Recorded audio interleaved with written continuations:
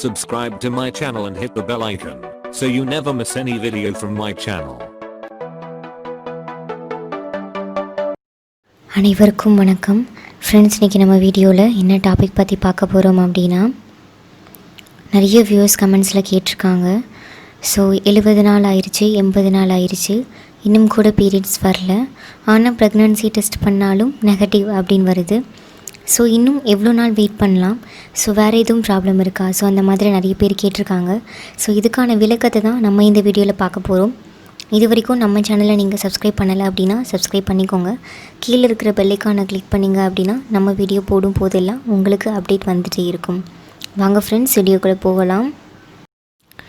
So ப்ரெக்னன்சிக்கு எப்போ வரைக்கும் wait பண்ணலாம் அப்படின்னா, ஒரு 50 டேஸ் வரைக்கும் வெயிட் பண்ணலாம். மாதவிடாய் தவிர ஒரு 50 நாள் வரைக்கும் வெயிட் பண்ணலாம். ஸோ 70 நாள் 80 நாள் வரைக்கும் வெயிட் பண்ணுறதுக்கான தேவை இருக்காது. ஸோ உங்களுக்கு 50 நாளுக்கு மேலேயும் கன்ஃபார்ம் பண்ண முடியல, நெகட்டிவ்னு தான் வருது அப்படின்னா நீங்கள் ஹாஸ்பிட்டலில் ப்ளட் டெஸ்ட் எடுத்து கன்ஃபார்ம் பண்ணிக்கலாம். ஸோ 70 நாள் 80 நாள் வெயிட் பண்ணுறதுக்கான தேவை இருக்காது. ஸோ பீரியட்ஸ் 70 நாள் 80 நாள் வரைக்கும் வரல, ஆனால் ப்ரெக்னன்சி டெஸ்ட் பண்ணாலும் நெகட்டிவ் அப்படின்னு வருது அப்படின்னா மாதவிடாய் தவறதுக்கான ரீசன் வேறு என்னவாக இருக்கலாம் அப்படின்னு நம்ம இப்போ பார்க்கலாம். ஸோ நிறைய பேருக்கு இப்போல்லாம் பீரியட்ஸ் இர்ரெகுலராக இருக்குது. 2 மந்த்ஸ்க்கு ஒருக்க 3 மந்த்ஸ்க்கு ஒருக்க தான் நார்மலாகவே பீரியட்ஸ் வர மாதிரி இருக்குது. ஸோ இன்னும் சில பேருக்கு எப்படி இருக்கும் அப்படின்னா, பிஃபோர் மேரேஜ் கரெக்டாக இருந்திருக்கும், 1 மந்த்க்கு ஒருக்க பீரியட்ஸ் வந்திருக்கும், ஆனால் ஆஃப்டர் மேரேஜ் 2 மந்த்ஸ்க்கு ஒருக்க 3 மந்த்ஸ்க்கு ஒருக்க பீரியட்ஸ் வர மாதிரி இருக்கும். ஸோ இது வந்து நார்மல் கிடையாது. பீரியட் சைக்கிள் நார்மலாக 25 to 31 டேஸில் இருக்கணும். ஸோ அது இல்லை, உங்களுக்கு வந்து 2 மந்த்ஸ்க்கு ஒருக்க 3 மந்த்ஸ்க்கு ஒருக்க பீரியட்ஸ் இருக்குது அப்படின்னா அது கண்டிப்பாக நம்ம என்ன ரீசன் அப்படின்னு கண்டிப்பாக பார்த்து தான் ஆகணும். ஸோ அது என்ன நம்ம பார்க்கலாம். ஸோ நம்ம ஃபர்ஸ்ட் பார்க்க போகிற ரீசன் ஸ்ட்ரெஸ். நம்ம ரொம்ப ஸ்ட்ரெஸ்ஸாக இருந்தோம் அப்படின்னா பீரியட் சைக்கிள் இர்ரெகுலர் ஆகும். ஸோ மாதவிடாய் தவறதுக்கு ஒரு ரீசனாக ஸ்ட்ரெஸ் இருக்குது. நம்ம ரொம்ப ஸ்ட்ரெஸ் ஆனோம் அப்படின்னா சடனாக சில பேருக்கு வெயிட் கெயின் ஆகும், சில பேருக்கு அப்பப்போ உடம்புல ஏதாவது பிரச்சனை வந்துகிட்டே இருக்கும். ஸோ நம்ம ரொம்ப ஸ்ட்ரெஸ் ஆகிட்டே இருந்தோம் அப்படின்னா அதை எப்படி சரி பண்ணுறது அப்படின்னு நம்ம ஃபஸ்ட்டு ஸ்டெப் எடுக்கணும். ஸோ அதை ஃபஸ்ட்டு எப்படி சரி பண்ணலாம் அப்படின்னா, எக்ஸசைஸ் பண்ணலாம், யோகா பண்ணலாம். ஸோ அந்த மாதிரி நம்ம மனசை ரிலாக்ஸாக வச்சுக்கிட்டோம் அப்படின்னா பீரியட் சைக்கிள் இர்ரெகுலர் ஆகாமல் பார்த்துக்கலாம். ஸோ செகண்ட் திங் என்ன பார்த்தோம் அப்படின்னா, லோ பாடி வெயிட். இப்போலாம் நிறைய பெண்கள் வெயிட் கம்மியாக இருக்காங்க. ஸோ அண்டர் வெயிட்டில் இருக்காங்க. அது மட்டும் இல்லாமல் ஹைட்டும் கம்மியாக இருக்காங்க. ஸோ இந்த மாதிரி இருக்கிற பெண்களுக்கு சில பேருக்கு சாப்பாடு நிறைய எடுத்துக்க முடியாது. ஸோ போதுமான அளவு உணவு கூட சாப்பிட முடியாது. அதனால உடம்புல சின்ன சின்ன பிரச்சனை ஏதாவது வந்துகிட்டே இருக்கும். ஸோ அதனால் அடிக்கடி ட்ரீட்மெண்ட் எடுத்துக்க வேண்டியதாக இருக்கும். ஸோ இந்த மாதிரி ரொம்ப அண்டர் வெயிட்டாக இருந்தீங்க அப்படின்னா கண்டிப்பாக ட்ரீட்மெண்ட் எடுத்துக்கோங்க. ஸோ ஹெல்தி வேயில் வெயிட்டை எப்படி கூட்டுறதுன்னு பார்த்து வெயிட்டை கூட்டுங்க. ஸோ இந்த மாதிரி இருக்கிறவங்களுக்கும் பீரியட் சைக்கிள் இர்ரெகுலராக ஆகும். ஸோ இன்னொரு திங் என்னன்னு பார்த்தோம் அப்படின்னா, நிறைய பெண்கள் வந்து மாரத்தான் ஓடுவாங்க. ஸோ மாரத்தான் வந்து ரொம்ப எக்ஸ்ட்ரீம் லெவலுக்கு அடிக்கடி மாரத்தான் ஓடிக்கிட்டே இருந்தாங்க அப்படின்னா அவங்களுக்கும் பீரியட் ஸ்டாப் ஆகும். ஸோ ஒபேசிட்டி இப்போ நம்ம பார்த்தது ரொம்ப அண்டர் வெயிட்டில் உள்ளவங்க பார்த்தோம். ஸோ அதே மாதிரி ரொம்ப வெயிட் கூட இருக்கிறவங்களும் இருக்காங்க. நிறைய பேருக்கு ஹார்மோனல் சேஞ்சஸ்னால திடீர்னு சடனாக ரொம்ப வெயிட் கூடிடுவாங்க. ஸோ அவங்களுக்குமே பீரியட் சைக்கிள் இர்ரெகுலராக இருக்கும். அவங்க ட்ரீட்மெண்ட் பண்ணி நார்மல் வெயிட்டுக்கு கொண்டுட்டு வரணும். ஸோ அப்போ தான் பீரியட் சைக்கிள் ரெகுலர் ஆகும். ஸோ அது மட்டும் இல்லாமல் அவங்க என்ன பண்ணலாம் அப்படின்னா, டயட் பிளான் இருக்கணும், ரெகுலராக எக்ஸசைஸ் பண்ணணும்.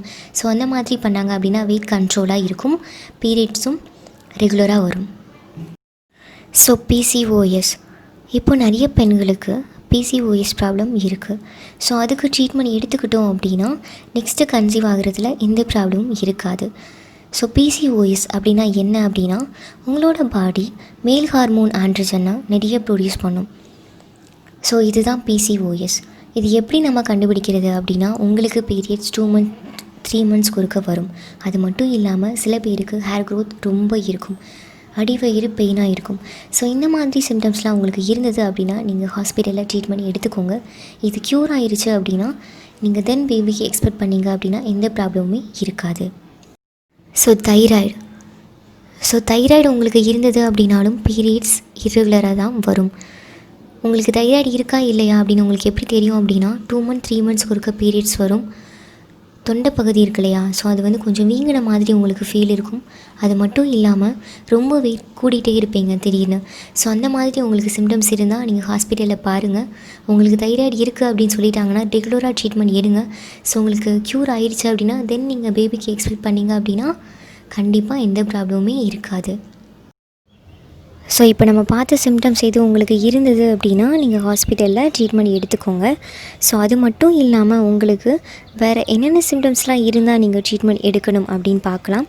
அன்யூஷுவலாக ஹெவி ப்ளீடிங் இருந்தது அப்படின்னா, அதாவது திடீர்னு ப்ளீடிங் இருந்துகிட்டே இருக்கும்.